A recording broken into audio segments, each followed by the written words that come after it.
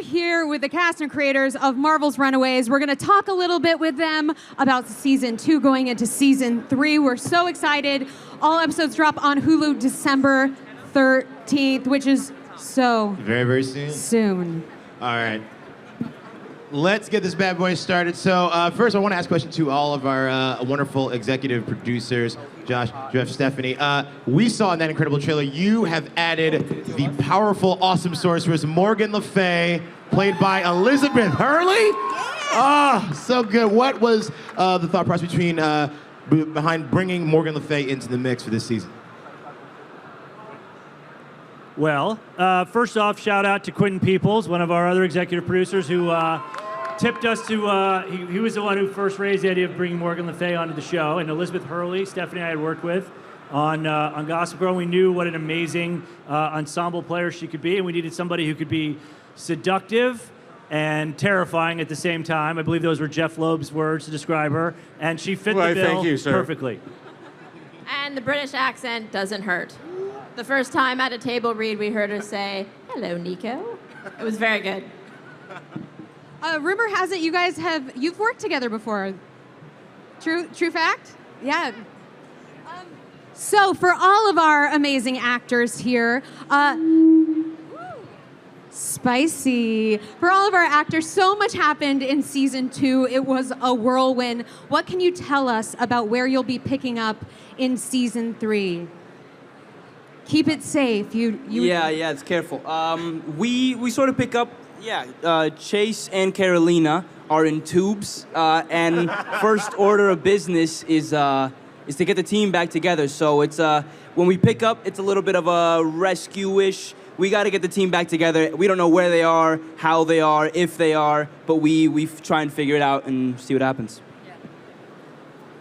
Oh man, so good. All right, another question for our wonderful, wonderful EPs. Yes, yeah, you're back. So also in that trailer, we saw that the Runaways are going to be running into Cloak and Dagger from Marvel's Cloak and Dagger. Everyone loves a good Marvel crossover, so where did the idea for that come from, and how did you go about enlisting the wonderful Aubrey Joseph and Olivia Holt? Well, Cloak and Dagger are in the original volumes of Runaways, and so from the very beginning of the show, we wanted to include them, and finally Jeff said yes. It just seemed like the right time. You guys have been such big fans. The first 2 seasons were amazing, and we really set out this season between time travel and aliens and magic and Elizabeth Hurley and this incredible cast that why not add some Cloak and Dagger?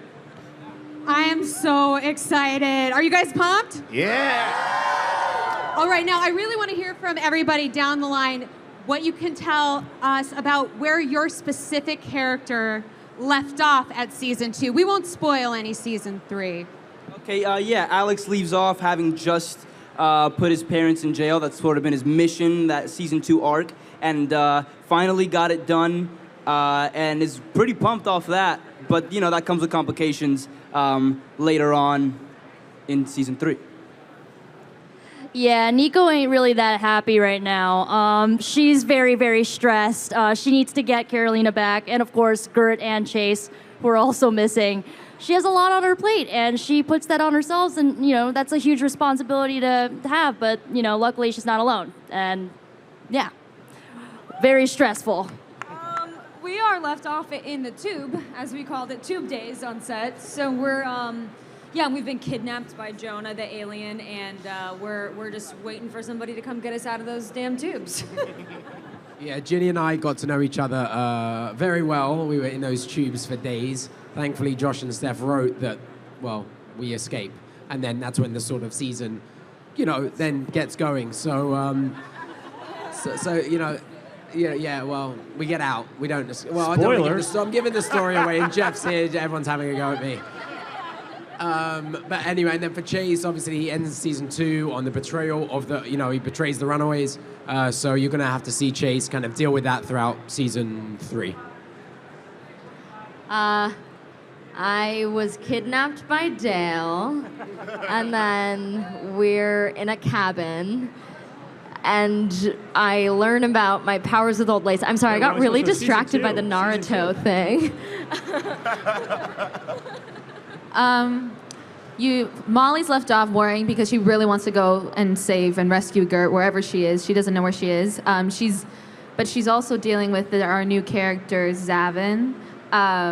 She's wary of them, and she doesn't know what their intentions are, so that will entail to something really fun in the rest of the season. Shout outs to Zavin. You know, Mr. Loeb, you work at Marvel Television, I hear. I does. I will.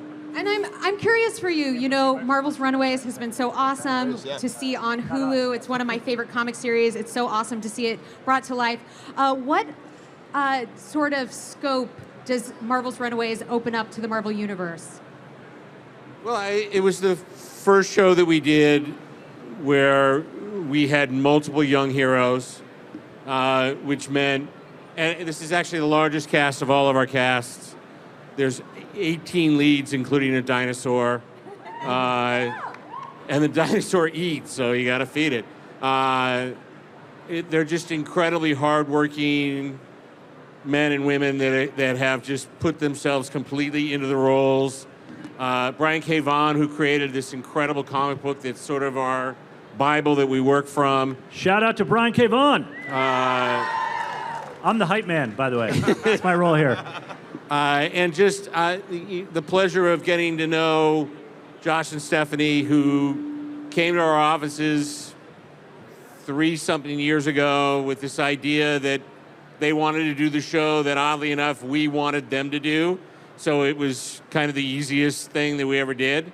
And Hulu, who stood behind us and let us go and make this thing, and this incredible effects team that's enabled us to bring a dinosaur to life, to have a staff come ripping out of Nico's chest, to Karolina's light bright, to the Fistigons, to Yellow Eyes, to Alex being smart.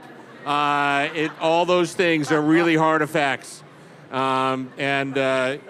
This season in particular, I think you guys will see something that just that opening shot that you saw, the crows coming down and creating the cape, is just the beginning of a cinematic experience that this show deserves. I love that. It takes teamwork. Yes. Okay, this next question is for the wonderful Allegra Acosta. Oh, sorry, it's shout out to Allegra. There it is. Want that shout out. So Molly Hernandez has grown, of course, over the course of the show. What has been the most surprising change that you've seen in her? Well, besides that, she's growing like physically and mentally. I'm getting taller, so that's shocking. Anyway, I think the cool thing is that she's learning how to become a woman, and she's taking their powers and using her intuition to make the right decision. And she's always the first one to meet the new characters, so she makes a lot of relationships with a lot of people, and she's the glue of the Runaways. I think one of the most surprising things I know about her is that she's developing how to be this warrior princess. She's developing how to be bruiser, and or princess powerful, some might say. So she's learning a lot more about her powers. Awesome. All right, this next question, is for RHENZY FELIZ, who plays Alex Wilder. Now, a lot of your friends are missing in action. What can you tell us about how Alex will be feeling about that in the coming days? Yeah, exactly. They're missing. So at the end of the day, Alex does love these human beings. They're a group, they're a family, and so he's gonna try his best to save them from their tube lives, but he needs help, and so that's where he sort of uses his mind and his sort of strategic planning, trying to figure that out. But it's not easy. You know, we're going up against the whole family now. For season 2, it was just Jonah, and now we're going up against a family of Jonahs, and so kind of trying to figure out how to get around that is tough, but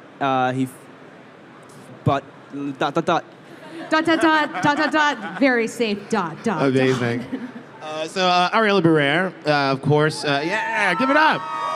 You talked about we saw GERT and Dale and Olace, you know, kind of going on a road trip. So, what do you think that GERT can forgive him, and what was it like working with Mr. Kevin Weissman? I want to get his name right. Kevin Weissman, who plays Dale in those scenes.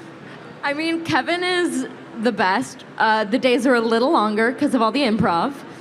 But the good thing is, it's a lot of improv. So there's a lot of variety and just a lot of fun playing around. And I think you can kind of see it in our chemistry.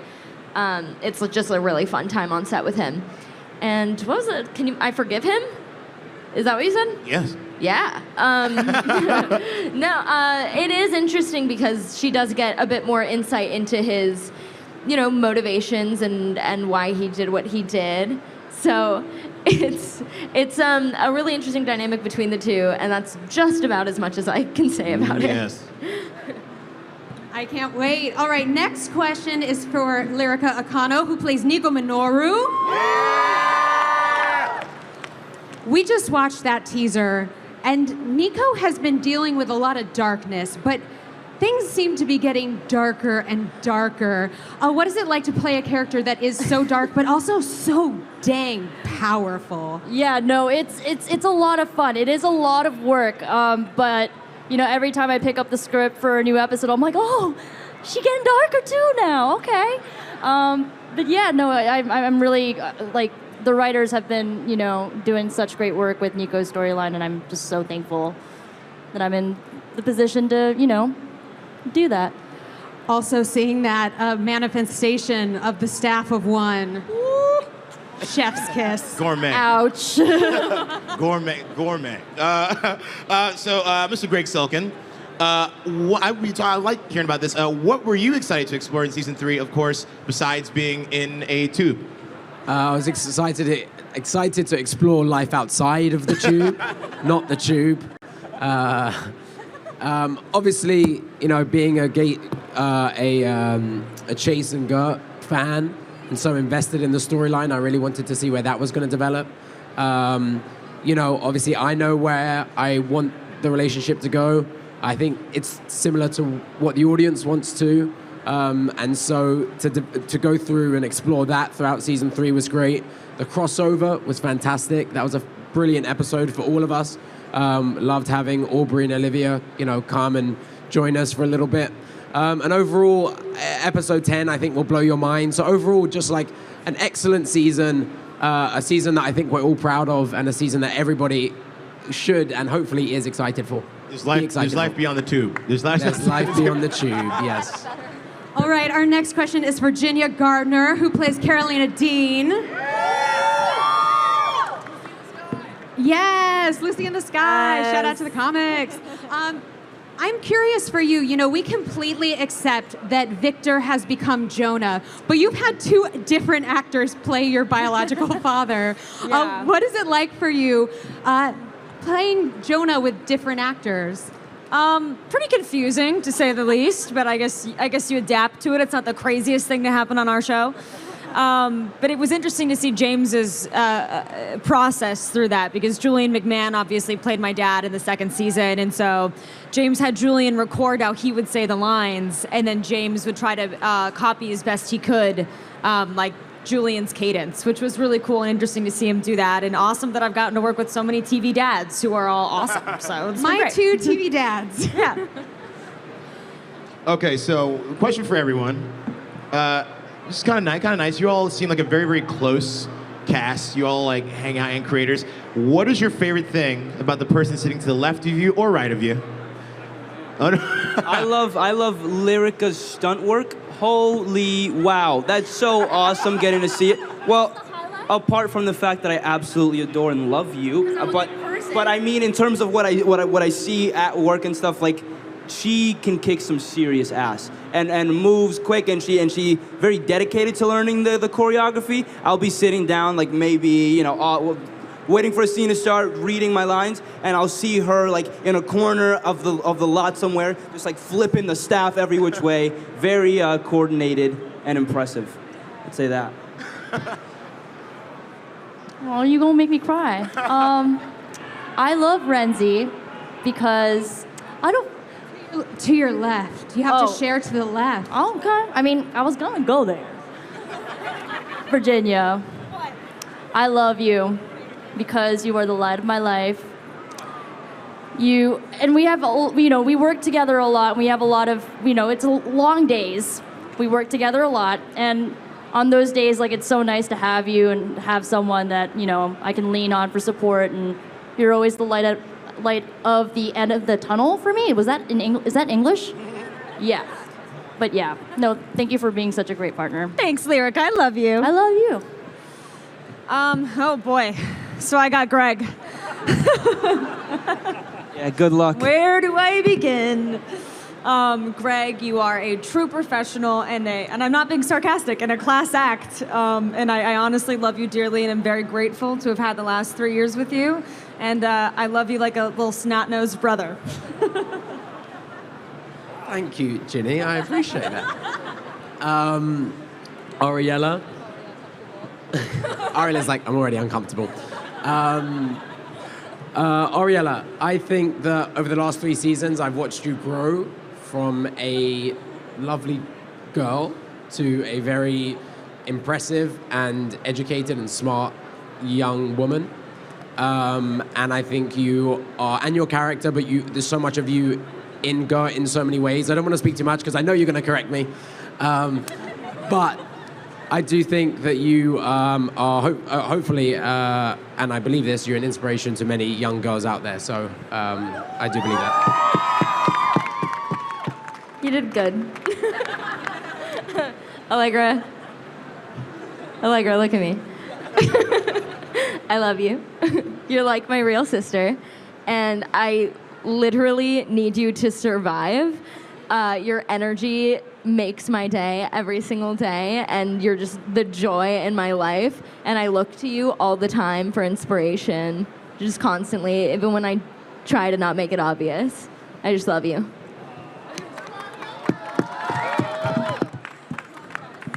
Wow.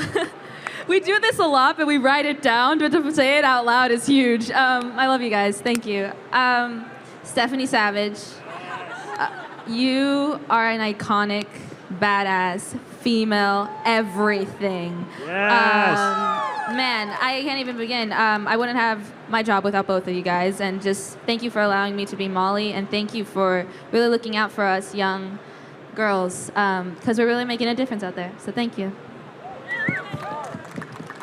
Josh, This is going to be good, guys.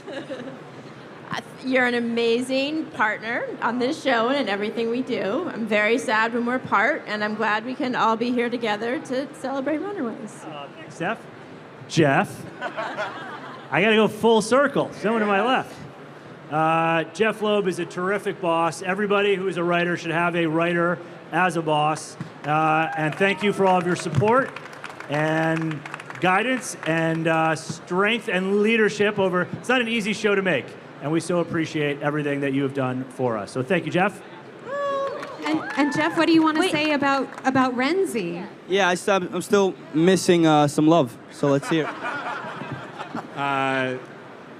RHENZY was, in many ways, the hardest role to cast because Alex was so challenging in terms of having to be both a boy and a man at the same time, and be able to do the humor, to be able to play the geek, but also be able to play somebody that you'd listen to and you'd understand and you would believe in.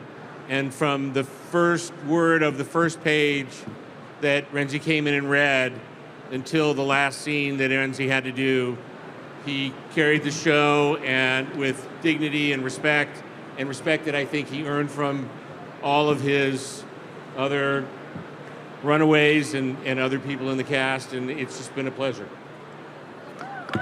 So much love. That is exactly what shout I out needed. to love. Thank you. That was such a love fest. That felt so right and so nice. We're going to do one last quick question for everybody on the panel because I know you guys have to go off and do your big panel at Madison Square Garden.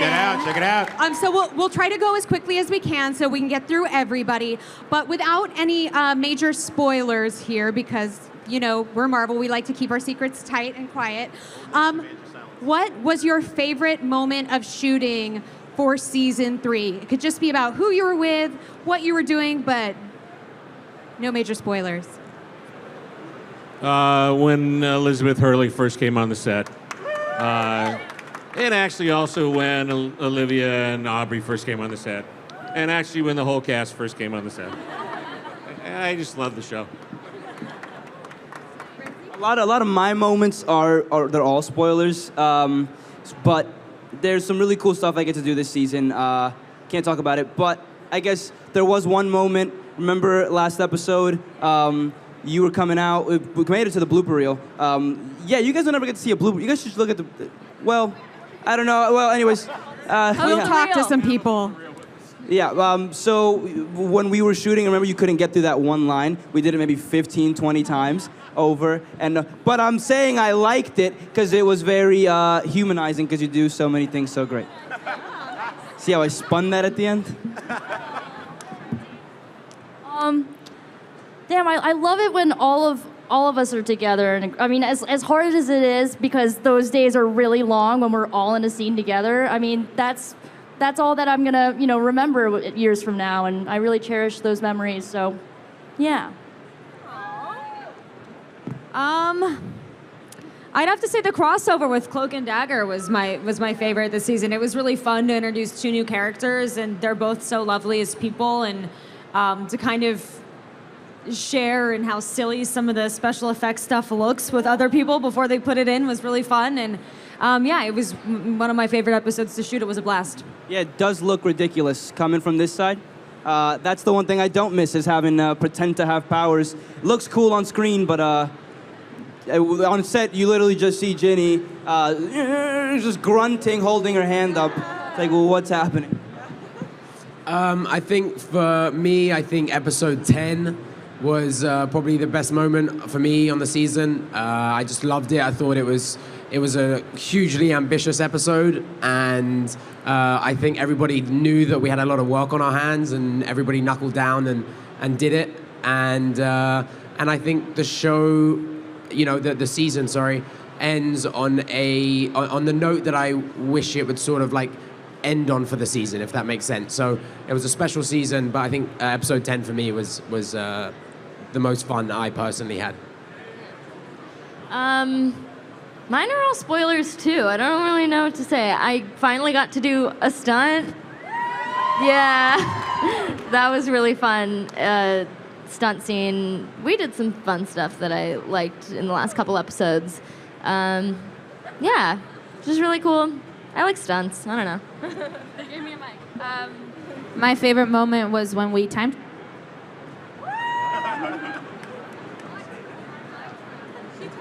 I said this. There's time travel. I love the last shot of episode 10. I feel like it embodies everything.